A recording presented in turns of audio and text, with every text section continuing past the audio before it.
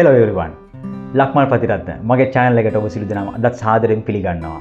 ඔබ දන්නවා Beyond the Food කියන වීඩියෝ සීරීස් එකේ අපි වීඩියෝස් කීපයක් මෙන්න කරලා තියෙනවා. පළවෙනි වීඩියෝ එක ආහාරවල ඉතිහාසය ගැන, ඊළඟ වීඩියෝ එක type of restaurants එහෙම නැත්නම් restaurant වර්ග ගැන. ඉතින් අපි දැන් ටිකෙන් ටික අපේ මාතෘකාවේ ගැඹුරට යන ගමන් තියෙන්නේ. ඒ නිසා අද මම ඔබට කියලා දෙනවා විශේෂම මාතෘකාවක් ගැන. ඒ තමයි අපි පුන පුනා බලා සිටින කොහොමද අවන්හල් ව්‍යාපාරයක් ආරම්භ කරන්න කියන එක ගැන.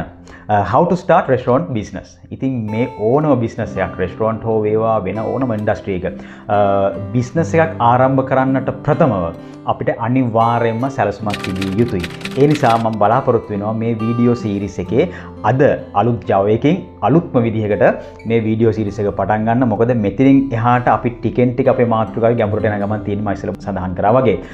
ඉතින් අපි අද ඉඳලා මේ වීඩියෝ සීරීස් එක පටන් ගන්නකොට මම ඔබෙන් විශේෂ ඉල්ලීමක් කර සිටිනවා. පළවෙනි වීඩියෝ එක නිසාද මෙතෙන් සිට ඔබ මේ වීඩියෝ සීරීස් එක පිළිවෙලට නරඹන්න. මොකද හේතුව මේ ඉතාමත් වැදගත් වීඩියෝ සීරීස් එකක් වගේම මේ වීඩියෝ සීරීස් එක එක වීඩියෝ එකකට කරන්න අපිට අපහසුයි. ඒ නිසාම අපිට වීඩියෝ කීපයක්ම කරන්න සිද්ධ වෙනවා මේ මාතෘකාව පිළිබඳව. ඉතින් මම ව්‍යාපාරයේ ආරම්භ කරන්න කෙසේද කියන තැන ඉඳලා මේ ව්‍යාපාරයේ ආරම්භ කරන තැන ඉඳන් ඉස්සරහට යනකොට මේ ව්‍යාපාර සැලසුමත් එක්කම අපේ මාතෘකාවේ ටිකෙන් ටික සවිස්තරාත්මකව කතා කරන්න බලාපොරොත්තු වෙනවා. ඔව්, අපි අද කතා කරන්න බලාපොරොත්තු වෙනවා කොහොමද රෙස්ටොරන්ට් ව්‍යාපාරයක් නිසි සැලසුමක් සමග ආරම්භ කරන්නේ කියලා. How to start restaurant business with proper business plan. ඉතින් රෙස්ටොරන්ට් ව්‍යාපාරයක් ආරම්භ කිරීමේ සංකල්පය යථාර්ථයක් බවට පත් කිරීමට පුළුවන් වෙන්නේ මේ හරි සැලසුමක වැඩ කරොතින් පමණයි. හරි සැලසුමක් තිබ්බොතින් පමණයි. රෙස්ටොරන්ට් ඉන්ඩස්ට්‍රි එකේ පිළිබඳව අපි කොතරම් හදාarලා තිබ්බත්, අපි ඒ පිළිබඳව කොතරම් පරිශන කරලා තිබ්බත්, අධ්‍යයනය කරලා තිබ්බත් නිසි සැලසුමකින් තොරව අවන්හල් ව්‍යාපාරයක් විශේෂයෙන්ම ආරම්භ කිරීමට හැකියාවක් නැහැ. හරියට කිව්වොතින් එහෙම වුණොතින්, ඒ කියන්නේ ව්‍යාපාර සැලැස්මකින් තොරව අවන්හල් ව්‍යාපාරයක් ආරම්භ කළොතින් එහි අසාර්ථක වීමේ ප්‍රතිශතය 60%ක් වගේ වෙනවා. ඒ කියන්නේ සැලැස්මකින් තොරව සාර්ථක වීමේ ප්‍රතිශතය 40%ක් වගේ ප්‍රමාණයක් වෙන්නේ. ඒ නිසා අපි අලුතින් ආරම්භ කරන්න බලාපොරොත්තු වෙනවා නම් මේ අවන්හල් ව්‍යාපාරයක් අනිවාර්යයෙන්ම නිසි සැලසුමකින් යුතුව ව්‍යාපාරය ආරම්භ කිරීමට කටයුතු කළ යුතුයි. රෙස්ටොරන්ට් බිස්නස් ප්ලෑන් එකක් කියලා අපිට ඇත්තටම කියන්න පුළුවන් වෙන්නේ අවන්හලේ කළමනාකරණයේ මෙහෙයුම් වල සෑම අංගයක්ම සැලසුම් කිරීමට සහ පුරෝකථනය කිරීමට මඟ පෙන්වන රාමුවක්. ඒ කියන්නේ ප්ලෑන් ඇන්ඩ් ෆෝකාස්ටිං වලට භාවිතා කරන්න පුළුවන් ෆ්‍රේම්වර්ක් එකක්. එතකොට මේ තුල අන්තර්ගත වෙනවා විශේෂයෙන්ම අවන්හල් බිස්නස් එකක් තුල, ඒ කියන්නේ රෙස්ටොරන්ට් බිස්නස් එක තුල මෙනු නිර්මාණය, ඒ කියන්නේ මෙනු ඩිසයින්, ඒත් එක්කම ලොකේෂන් එක, ස්ථානය, ඒත් එක්කම මූල්‍ය පැත්ත, ඒ කියන්නේ ෆයිනෑන්ෂල් පැත්ත, ඒත් එක්කම සේවක පුහුණුව, එම්ප්ලොයි ට්‍රේනින්, මේ කියන ගොඩක් දේවල් මේ තුල අන්තර්ගත වෙනවා. මේ සංකල්පය හරි ආකාරයෙන් අපි ඉදිරිපත් කළොතින් ඒක සංකල්පයක් බවට පමණක් පත් වෙන්නේ නැහැ. ඒක යථාර්ථයක් බවට පත් වීමට හැකියාව තියෙනවා නිසි සැලසුමකින් යුතුව ව්‍යාපාරයක් ආරම්භ කිරීම තුලින්. Why is a restaurant business plan important? Restaurant ව්‍යාපාර සැලසුමක් වැදගත් වෙන්නේ ඇයි කියලා අපි දැන් කතා කරමු. ව්‍යාපාර සැලසුම් ක්‍රියාවලිය තරමක් අපහසු යම් කාලයක් ගතවන වැඩපිළිවෙලක්. එතකොට අලුතෙන් මේ ව්‍යාපාරයට එන බොහෝ දෙනා මේ කාලය ගතවීම සහ මේ තුල තියෙන අපහසුතාවය නිසා ව්‍යාපාර සැලසුමකින් තොරව ව්‍යාපාරය ආරම්භ කරනවා.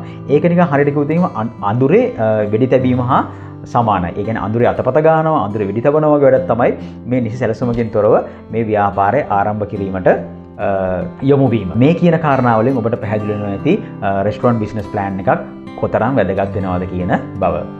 ඔබට තවත් කාරණාවක් මෙහිදී සඳහන් කරන්නට ඕනි. ඒ තමයි හරි බිස්නස් ප්ලෑන් එකක්. ඒ කියන්නේ නිවැරදි බිස්නස් ප්ලෑන් එකක් රෙස්ටොරන්ට් එකකින් රෙස්ටොරන්ට් එකට වෙනස් වෙනවා. ඒකට හේතුව තමයි ස්ටයිල් ඔෆ් රෙස්ටොරන්ට්. ඒ කියන්නේ ආපනශාලා විලාසය. අනිත් එක තමයි අපි ඉලක්කගත වෙළඳපොළ. ඒ කියන්නේ අපි ටාගට් මාකට් එක. ඒත් එකම තමයි ලොකේෂන් එක. මේ කියන සියලුම දේ අපි ලබා ගන්නට ඕනි හරි ආකාරයෙන්ම රෙස්ටෝරන්ට් බිස්නස් ප්ලෑන් එකක් හදනකොට ඒත් එක්කම තමයි යම් කෙනෙක්ට හිතෙන්න පුළුවන් මේ බිස්නස් ප්ලෑන් එකක් හදන එක ටිකක් අමාරු වැඩක් කියලා. ඔව් මේ ඇත්තටම අමාරු වැඩක්. හැබැයි මේක හරි ආකාරයෙන් අපි හදාගත්තට පස්සේ අපිට බිස්නස් එක කරගෙන යාමට ඉතාමත්ම පහසුයි. දැන් අපි බලමු නිවැරදි ව්‍යාපාර සැලසුමකට. නිවැරදි ආපනශාලා ව්‍යාපාර සැලසුමකට අඩංගු යුතු කරුණු මොනවද කියන එක අපි දැන් කතා කරන්න බලාපොරොත්තු වෙනවා. විශේෂයෙන්ම සඳහන් කරන්නට ඕනේ මේ හරි ව්‍යාපාර සැලසුමකට කරුණු 11ක් ඇතුළත් වෙන්න ඕන. එතකොට අපි අද කතා කරන්න බලාපොරොත්තු වෙනවා ඒ කරුණු 11 මොකක්ද කියන එක.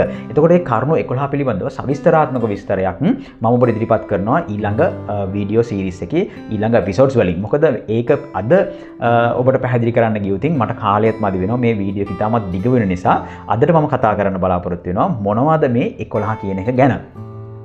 හොඳයි අපි දැන් බලමු එකින් එක මොනවද ඒ කාරණා කියන එක.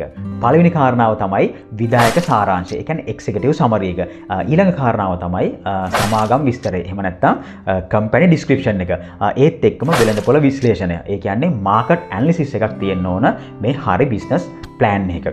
ඒත් එක්කම තමයි විශේෂයෙන්ම ආපනශාලා ව්‍යාපාරයක් කරන කෙනෙක්ට ආපනශාලා ව්‍යාපාර සැලසුමක් කරන කෙනෙක්ට අනිවාර්යෙන් මෙනුව පිළිබඳව අපි ඉතාමත්ම හොඳින් ගැඹුරින් මේක සඳහන් කරන්නට ඕනේ. මොකද හේතුව මෙනුව එක තමයි ඉතාමත්ම වැදගත් රෙස්ටොරන්ට් එක පැවැත්මට. ඒත් එක්කම තමයි සේවක පිරිස.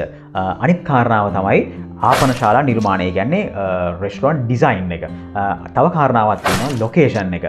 තව කාරණාවක් තියෙනවා වෙළඳපොළ දල විශ්ලේෂණය. මාකට් ඕවර්විව් එකක් කරන්නට ඕනේ මේ හරි ව්‍යාපාර සැලසුමක් තුල. තව කාරණාවක් තියෙනවා ඒක තමයි මාකටිං එක. ඒ කියන්නේ අලවිය කොහොමද කරන්න කියන පිළිබඳව අපි අනිවාර්යයෙන් මේ තුල සඳහන් කළ යුතුයි. තව කාරණාවක් තියෙනවා ඒ කියන්නේ බාහිර උදව්. ඔබ දන්නවා මේ එක්ස්ටර්නල් හෙල්ප් කියන දේක බිස්නස් එකකට ඉතාමත් වැදගත්. බාහිර උදව් කියන කාරණාව. අනිත් කාරණාව තමයි මූල්‍ය විශ්ලේෂණය. ඒ කියන්නේ ෆයිනෑන්ෂල් ඇනලිසිස් එක.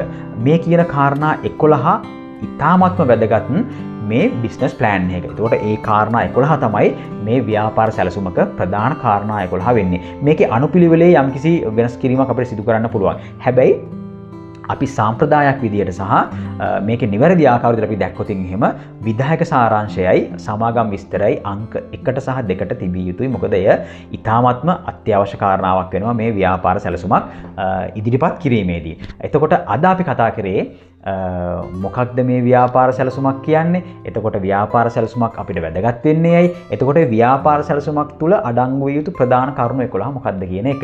එතකොට සමහර වෙලාවට මේ පිළිබඳව ඔබට යම් ගැටලුවක් තියෙනවා නම් කරුණාකරලා මට කමෙන්ට් එකකින් ඔබේ ගැටලුව සඳහන් කරන්න. මම ඒකට ඔබට නිසියාකාරයෙන් පිළිතුරක් ලබා දෙන්නම්.